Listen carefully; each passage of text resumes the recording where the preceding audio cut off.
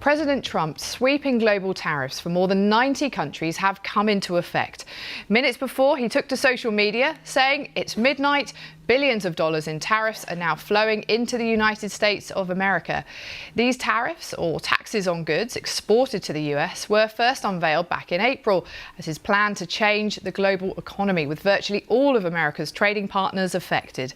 The president has now also threatened a 100% tariff on foreign-made computer chips as he pushes tech firms to invest in the US. Let's look at some of the details. Now, India, for example, has a levy of 25%, but President Trump has threatened to double that to 50% from next month over the ongoing furore of India buying Russian oil.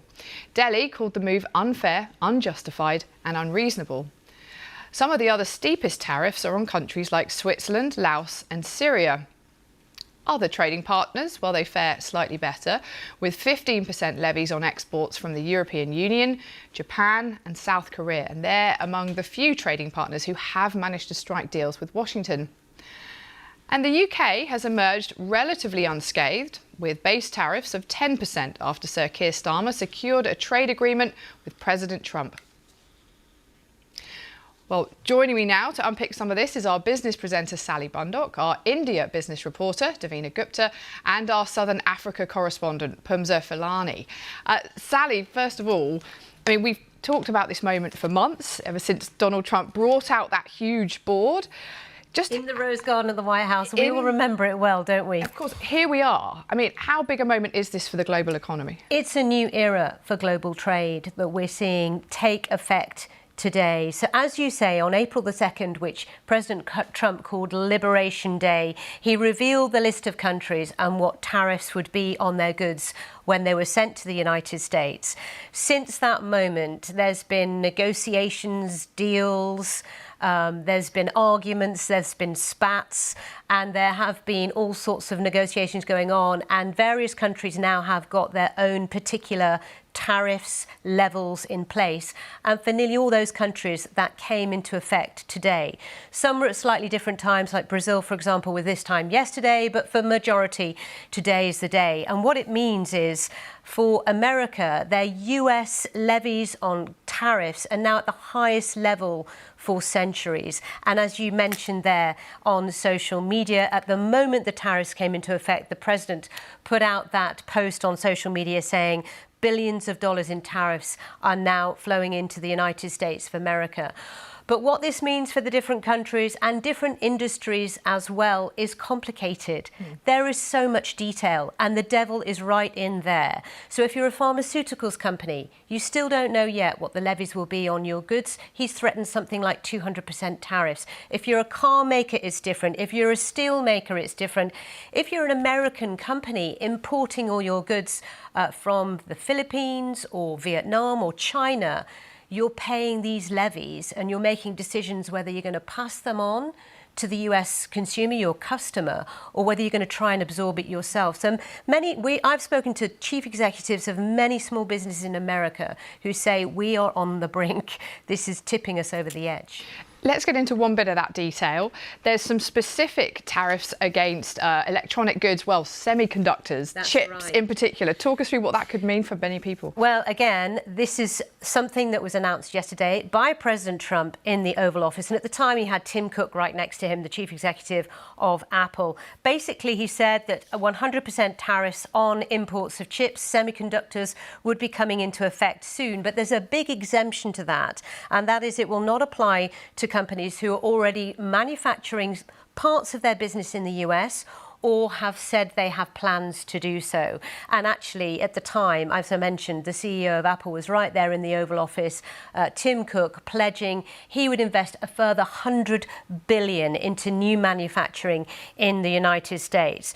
So, as ever, it's very unclear what this will mean. This was something that was said by the president. It's not in paper, it's not in writing, it's not a deal by any means yet, or an executive order. So, for example, South Korea already today, in reaction to that, have said, well, actually, our two biggest players in this sector, which is Samsung Electronics and SK Hynix, it doesn't apply to them because we have a deal with the US, which means that our lower tariff will apply as opposed to 100%. And this is always the issue with this story, whether you are in France or in Germany or Brazil or Canada or wherever, in the Philippines, Malaysia, the story is quite different and it's very specific to the industry you're in as well. So it's complicated, but do look at our website and the BBC News app because there's a lot more detail there. Sally, thank you so much for boiling that down for us. We're going to go around the world now and gauge reaction to this. Let's speak to our India business reporter, Davina Gupta, who's in Delhi.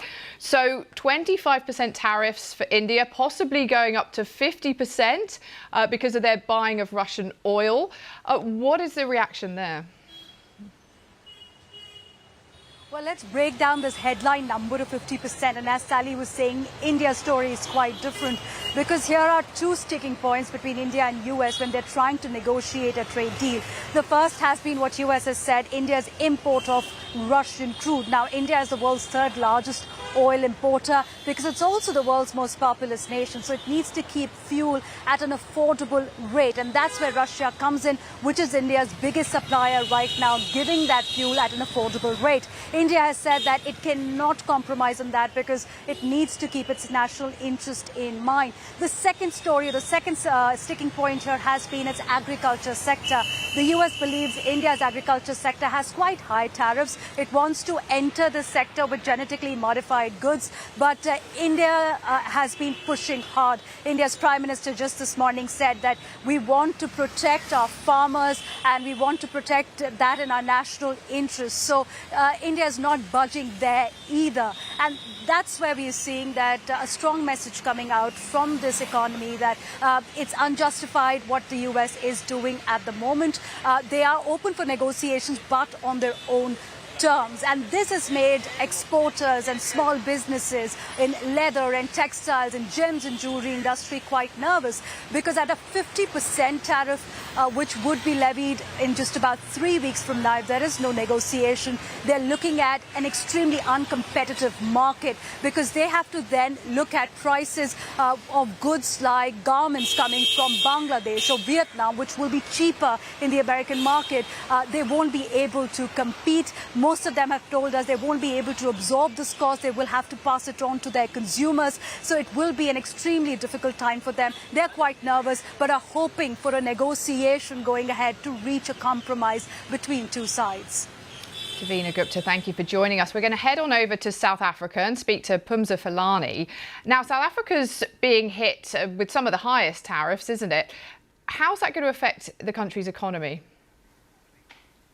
It certainly will be felt. I mean, the US is South Africa's largest second largest export partner after China, and some of the goods that it has been enjoying being able to export to China over the last 25 or so years under the AGOA agreement, tax-free, have included goods from the automotive industry, agriculture and textiles. So if we're now talking about tariffs imposed there, some people have already warned, economic analysts have already warned that in the immediate future we could start seeing job losses in some of those industries. Now, if we drill down into who is doing those jobs, we're talking about jobs that are usually found in rural parts of the country, more remote parts of the country, outside of the economic hub, Gauteng, which is where we are.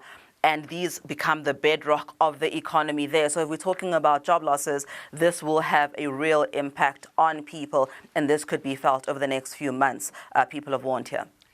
What are you hearing from business leaders, political leaders? Is there the potential for South Africa to sell more to other countries like China, Saudi Arabia, to make up for the trade it may lose with the US?